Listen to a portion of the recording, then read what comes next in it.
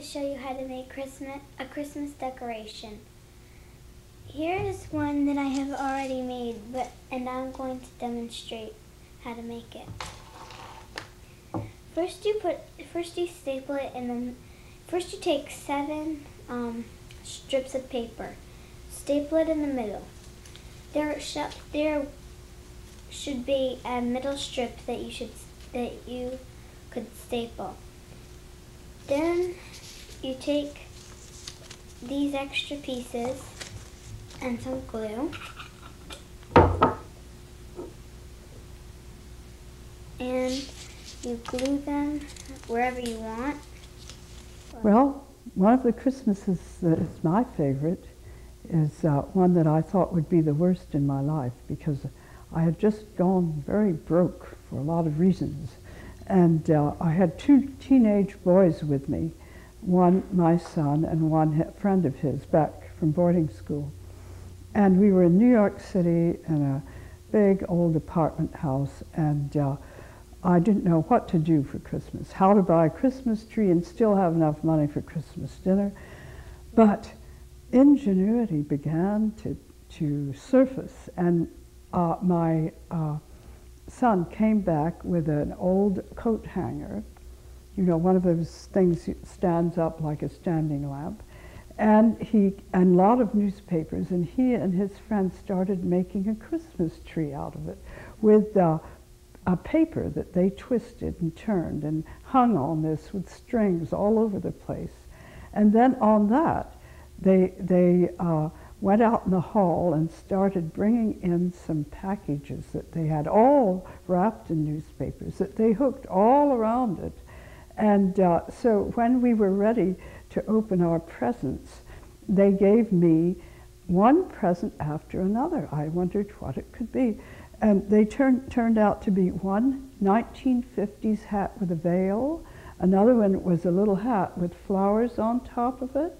Another one was a beautiful little straw with cherries hanging on it. And I said, for heaven's sake, where did you get all of this? And they said, oh, we went out in the hall yesterday morning and we found it in a carton all being thrown out. And so we just thought you might like them. So a great time was had by all. I have a habit which I've been adhering to for 90 years, and that is to read at this time Charles Dickens' Christmas Carol. It is a story, as most of you know, of a horrid old man, a stingy one, who was reformed by having 3 ghosts visit him on Christmas Eve. And the ghost persuaded him to be a nice man and to go and help the poor. Christmas? Bah! Humbug! Jingle bells, jingle all the way. Oh, what fun it is to ride in a one-horse open sleigh. Hey! Hello, everybody at LTV. This is Amagansett Wine and Spirits. My name is Mike Sinkyu. This is my friend James Gang, James McKell, and our French importer friend who just happened to stop by for this, who was singing in French if you didn't catch that, Olivier Chantecaille. We'd like to wish everybody in the town of East Hampton, from Montauk even to Manhattan where we deliver, a happy holiday season, Merry Christmas, Happy Hanukkah, and a happy and safe New Year, and our hopes for a vintage 1993. Thank you very much. Well, my absolutely only complaint with Christmas is, or at least the only change I would make in Christmas is to outlaw all hymns, all carols that are less than 200 years old. I have no complaints about the old ones, and every single new one gets on my nerves. Otherwise, I think hating Christmas is Bush League, except there are certain people who have an excuse, which is that they were hopelessly happy as children, and every year they're reminded of this. But otherwise, it is a child-centered day, and even if you have to rent a few kids, I think you really the pleasure you get is out of entertaining the kids, and indeed keeping them from getting bored, and from making them light up over, and they light up over just about anything you give them, fortunately, or at least they pretend to. I wouldn't give them socks, for instance, but otherwise just about anything goes. And otherwise overeat, overdrink, over everything, and the Lord will forgive you. I'm just going to make a very fast one for you.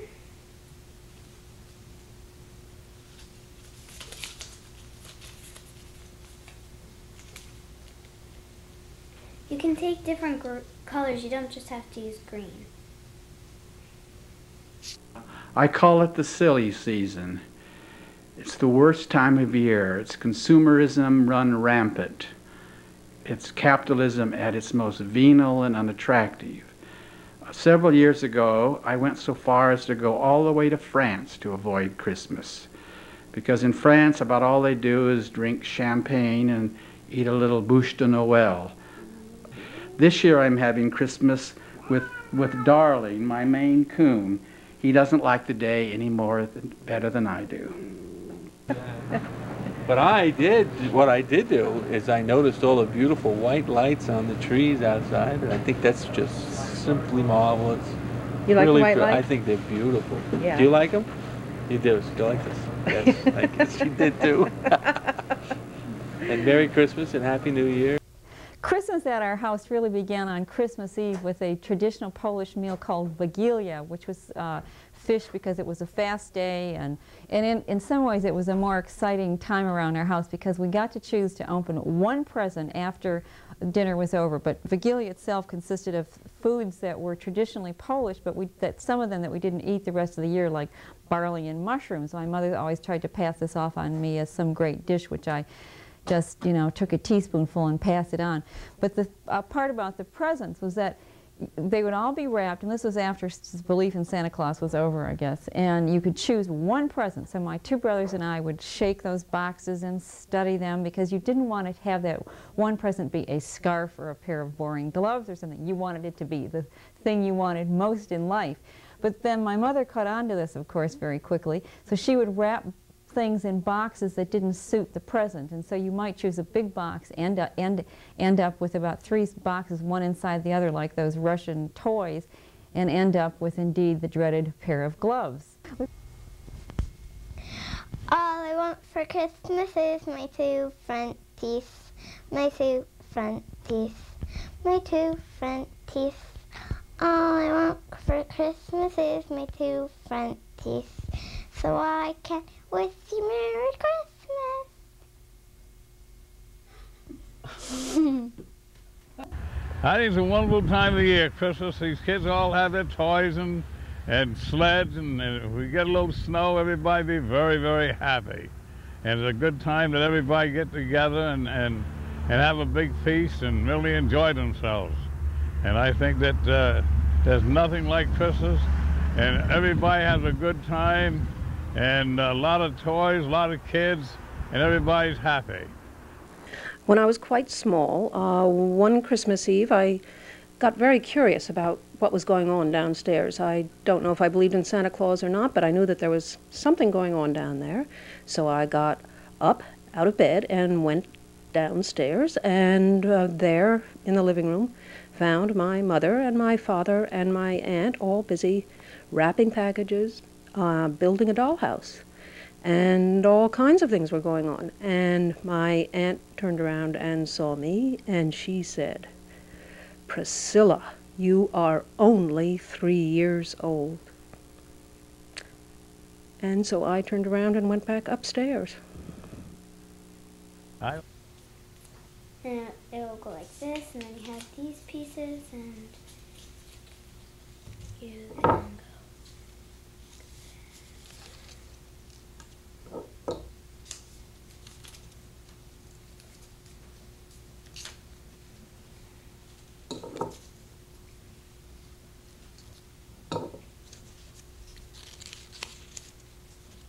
You can go like this.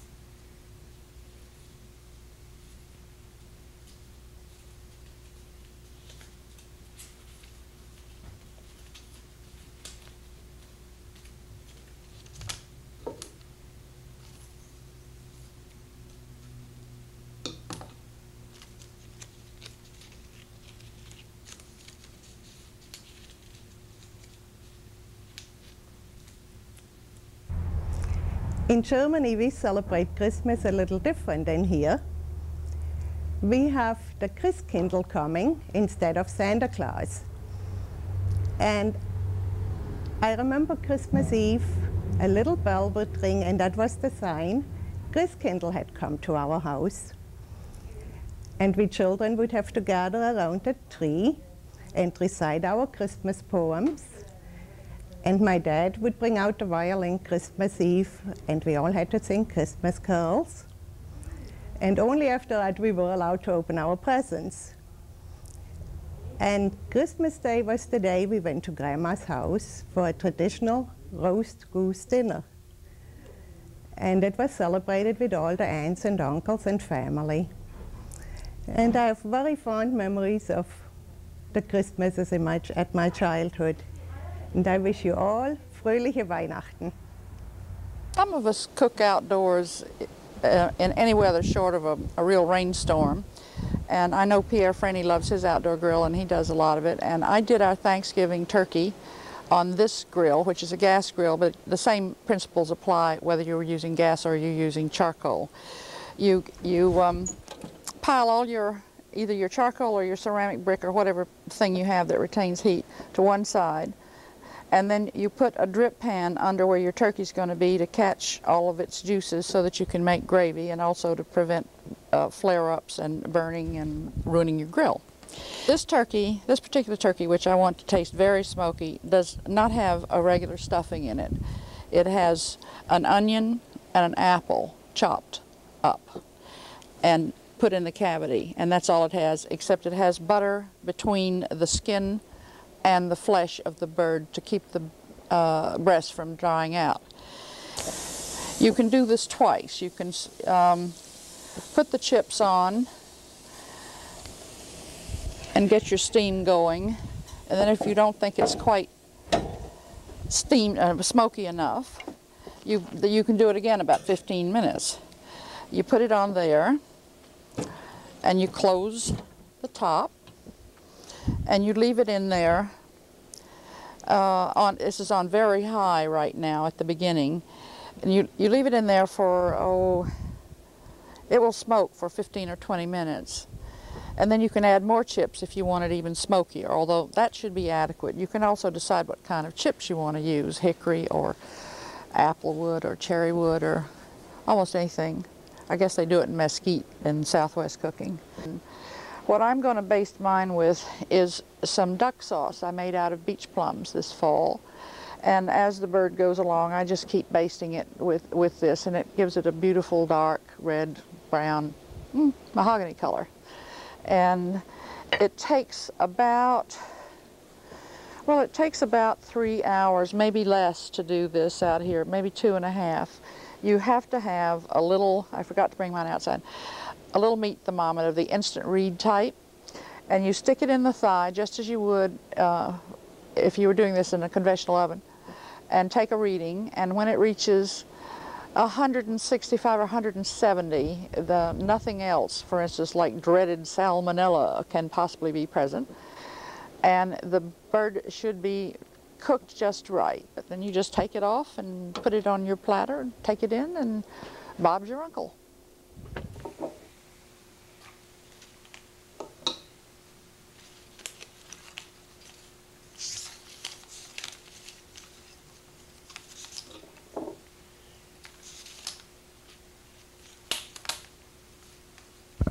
I want to tell you how the pre-revolution Russia celebrate Christmas. Usually before Christmas, during the day, they didn't eat anything, just in the morning a little bit, and then they wait until first a star in the sky. And then some young people come to the house with a big star, and they start to think that they want to inform Russia that Jesus Christ was born. So after that, they get some presents, they leave, and in the house they start to celebrate. They eat, but eat everything except meat.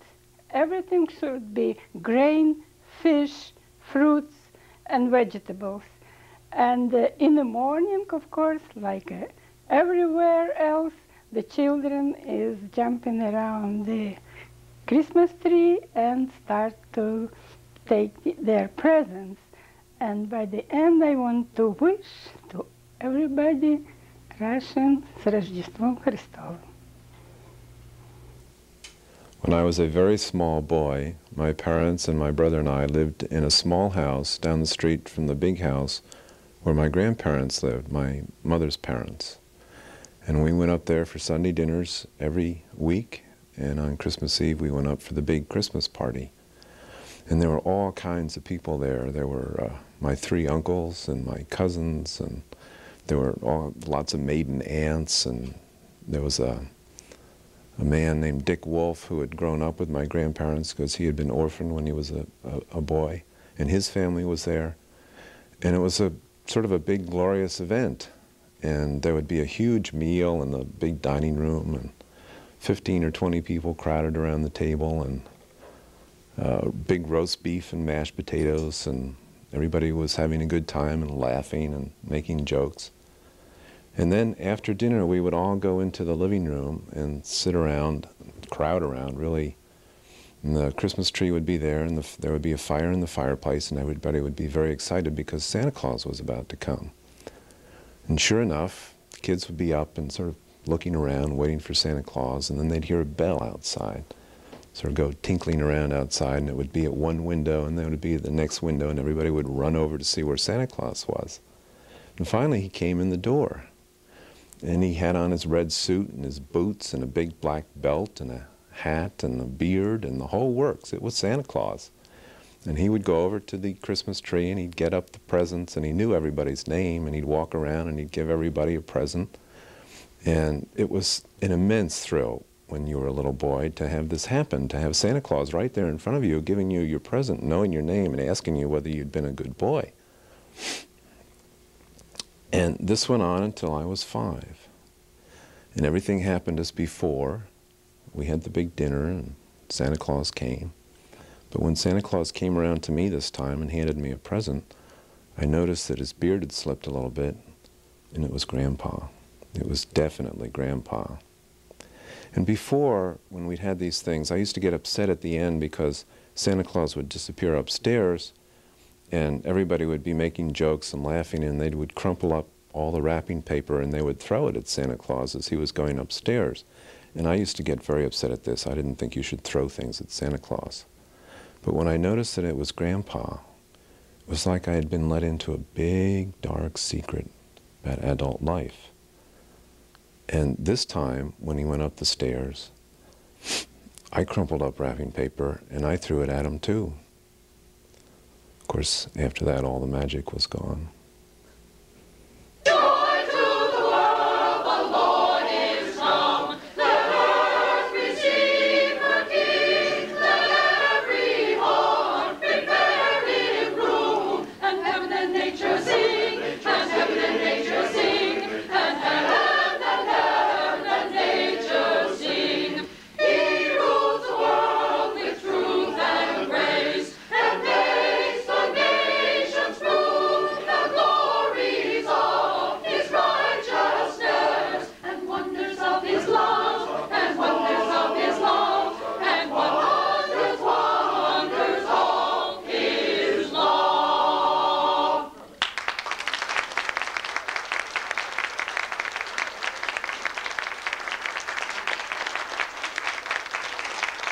And you have to make sure that you get enough glue on, because if you don't have enough glue, it won't really work as well.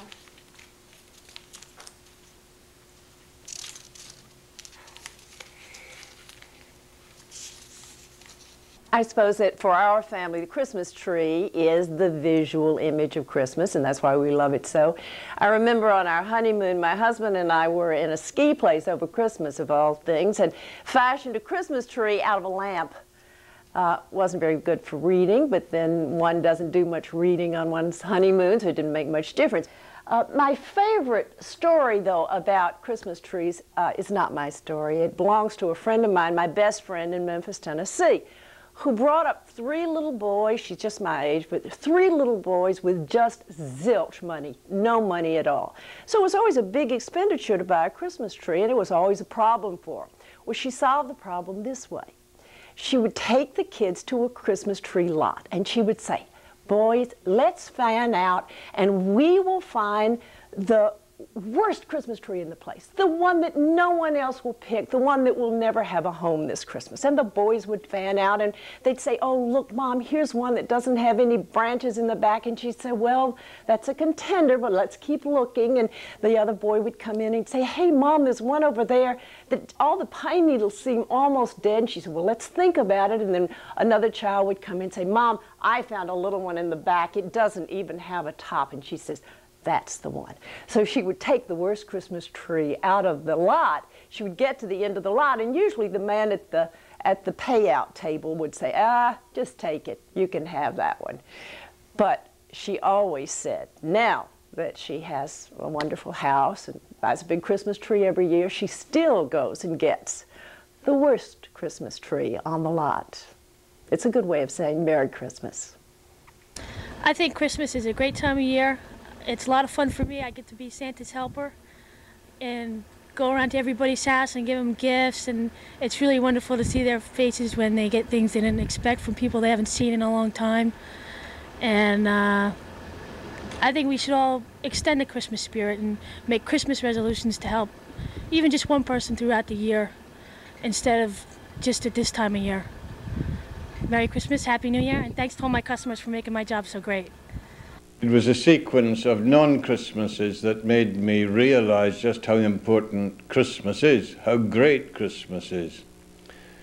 I went to war early in 1939, that is in October 39, and didn't return back to Britain until the end of 1945.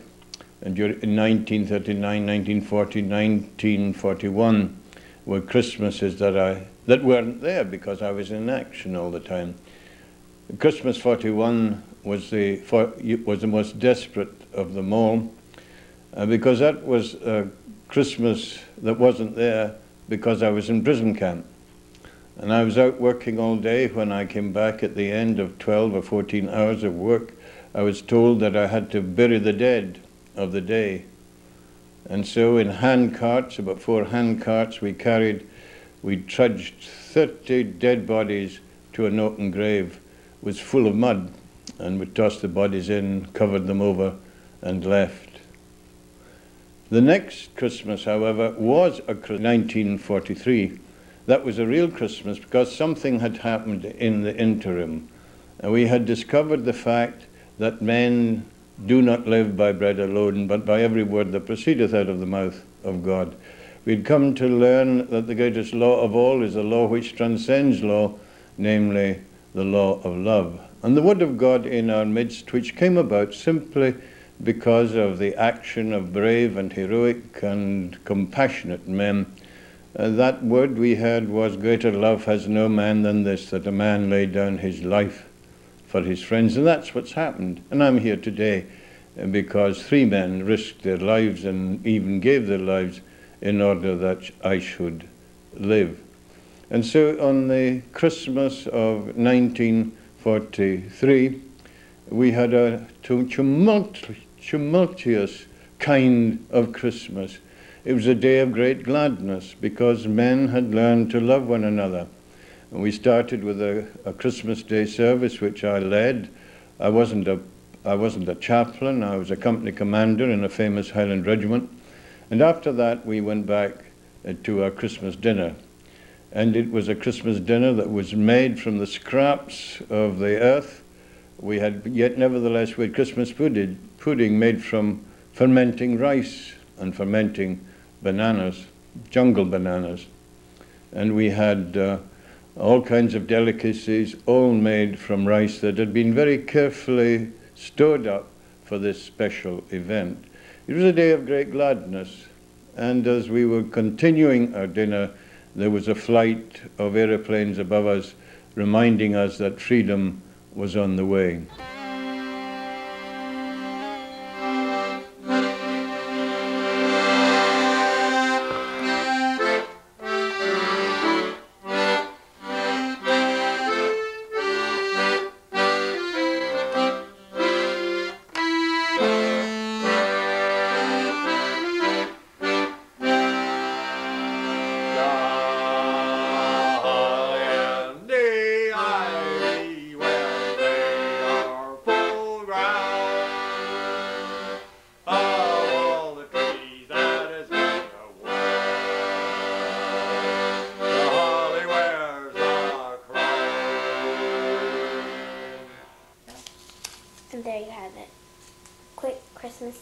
decoration.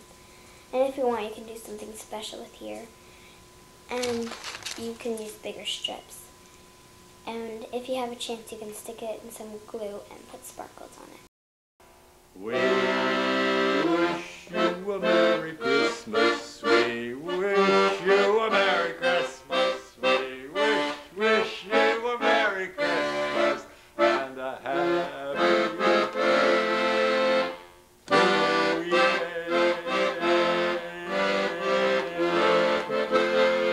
Can we do that again? Can we sing on in time? We wish you a Merry Christmas. We wish you a Merry Christmas. We wish you a Merry Christmas and a Happy New Year. Bye.